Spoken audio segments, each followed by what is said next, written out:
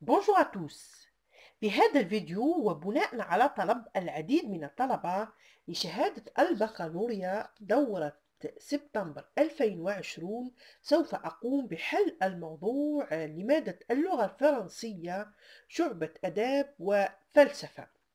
وقبل البدء لا تنسوا الاشتراك في القناة وتفعيل الجرس حتى يصلكم كل جديد خاصة نتائج البكالوريا.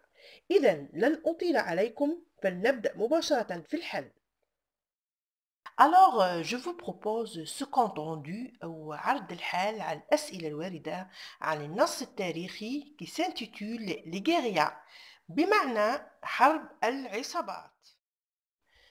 Commençons d'abord par la compréhension de l'écrit, noté sur 13 points.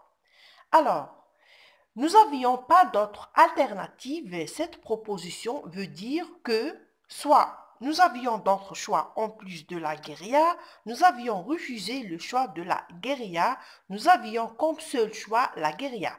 Alors, la bonne réponse c'est nous avions comme seul choix la guérilla. Passons maintenant à la deuxième question. Les combattants algériens se mesurent à un numéro de table. Relevez du texte les deux phrases que le montrent. Nous avions affaire à un ennemi super équipé, surarmé. Et la deuxième phrase, c'est nous n'avions pas d'autre alternative. La troisième question, soit les expressions suivantes. Renfort considérable, combinaison d'action, tête chercheuse, dispersion rapide, maximum de pertes, bombardement aérien. Classez-les selon qu'elles renvoient au militaire français, renfort considérable, tête chercheuse, bombardement aérien. Combattants algériens, combinaison d'action, dispersion rapide, maximum de pertes. Quatrième question.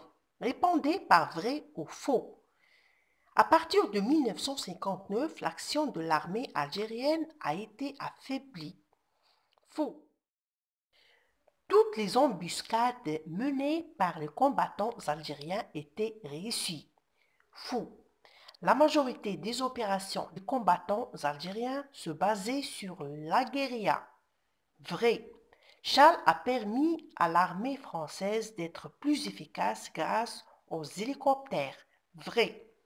La cinquième question. Afin de repérer les combattants algériens, l'armée française n'a pas un recours uniquement aux hélicoptères et aux commandos de chasse. Toutes les embuscades menées par les combattants algériens étaient réussies. Faux.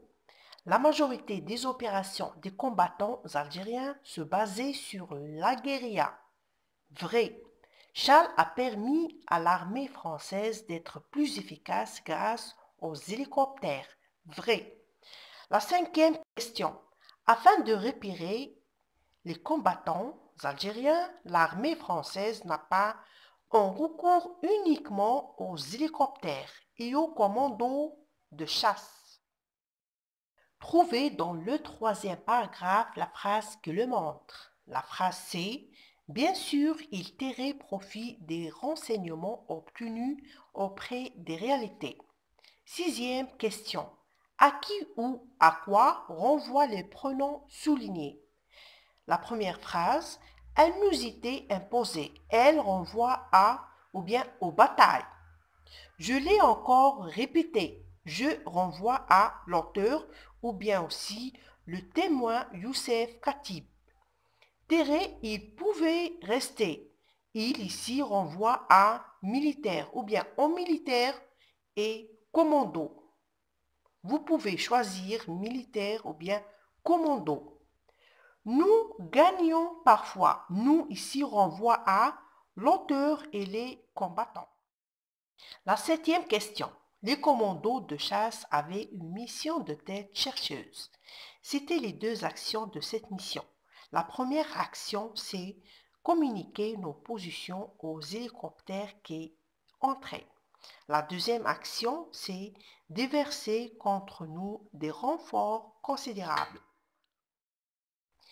Et répondons maintenant à la 8e question et la dernière.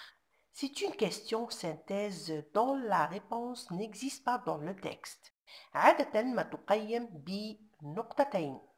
يقول السؤال: تحدث عن مختلف الأشياء التي قام بها الشعب الجزائري وسمحت لهم بالانتصار، وكذلك دور الشعب الجزائري في انتصار الثورة يكون ذلك في 3 أسطر فقط.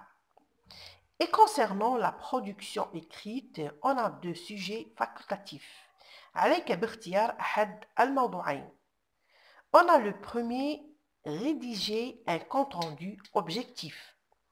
والثاني argumentatif: تكتب نص حجاجي في 15 أسطر فقط، حيث تقنع فيه زملائك عن دور الفنانين في انتصار الثورة التحريرية وتحرير بلدنا الجزائر.